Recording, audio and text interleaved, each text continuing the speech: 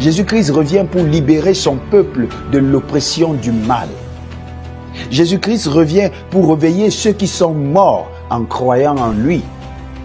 Jésus-Christ revient finalement pour nous transporter et pour nous ramener à la maison. Mais quand? La parole de Dieu nous dit que personne ne connaît ni l'heure ni le jour. Pour ce qui est du jour, nous dit Matthieu chapitre 24, verset 36, pour ce qui est du jour et de l'heure, personne ne le sait, ni les anges dans le ciel, ni le Fils, mais seul le Père le sait. La vérité, c'est que l'avènement de Jésus-Christ sera comme un voleur pour ceux qui ne sont pas prêts. Le jour du Seigneur viendra comme un voleur, nous dit la Bible. En ce jour, les cieux passeront avec fracas. Les éléments embrasés se dissoudront. Et la terre, avec les œuvres qu'elle renferme, sera consumée. Ce jour, personne ne sait quand il viendra, mais il viendra certainement.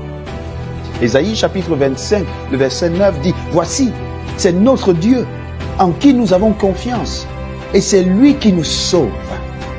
C'est l'Éternel en qui nous avons confiance. Soyons donc dans l'allégresse et réjouissons-nous de son salut. » Oh mes amis, la fin du monde est une réalité. Loin des astrologies, loin des géologues, loin de tout ce que les gens peuvent prédire, la fin du monde est véritablement une certitude.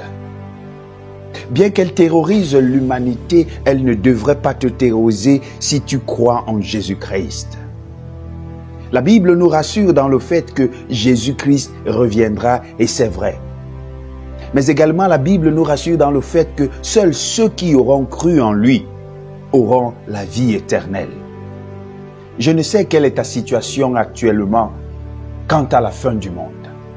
Je ne sais quelle est ton opinion quant à la fin du monde. Je ne voudrais pas te convertir à une opinion ou à une autre, mais je voudrais juste que tu te prépares à cette fin du monde. La bouée de sauvetage ne pourra jamais te sauver de celle-ci. Le fait de construire une grande maison dans une grande clôture ne te permettra pas d'échapper à cette fin du monde qui viendra avec fracas.